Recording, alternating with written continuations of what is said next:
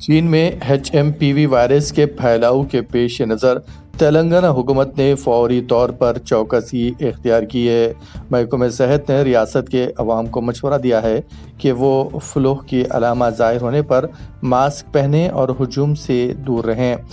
خوش قسمتی سے حیدرآباد میں کوئی بھی کیس سامنے نہیں آیا ہے۔ تلنگانہ میں ابھی HMPV وائرس کا کوئی کیس ریاست میں رپورٹ نہیں ہوا ہے، لیکن حکومت نے کسی بھی ممکنہ خطرے سے نمٹنے کے لیے تیاریاں مکمل کر لی ہیں۔ طبی ماہرین کے مطابق HMPV وائرس کے علامات عام فلو اور دیگر سانس کے انفیکشن سے ملتا جلتا ہے، جس میں کھانسی، بخار، زکام اور سانس لینے میں دشواریاں شامل ہیں۔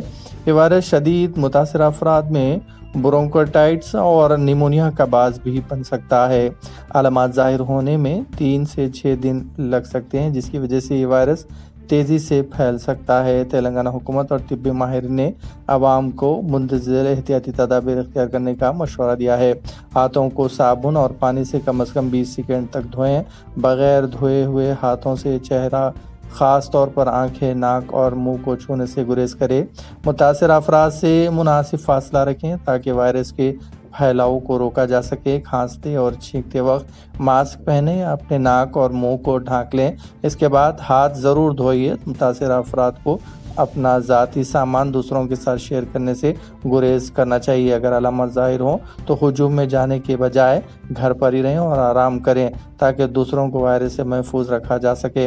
تلنگانہ حکومت نے عوام کو یقین دلایا ہے کہ ریاست میں وائرس کے پھیلاؤ کو روکنے کے لیے ہر ممکن اقدامات کیے جا رہے ہیں۔ محکمہ صحت نے عوام سے درخواست کی ہے کہ وہ ان احتیاطی تدابیر پر عمل کریں اور علامات ظاہر ہونے کی صورت میں فوری طور پر طبی مشورہ حاصل کریں۔ یہ احتیاطی تدابیر نہ صرف وائرس کے پھیلاؤ کو روکنے میں مددگار ثابت ہوں گے بلکہ عوام کو محفوظ رکھنے میں بھی اہم کردار ادا کریں گے۔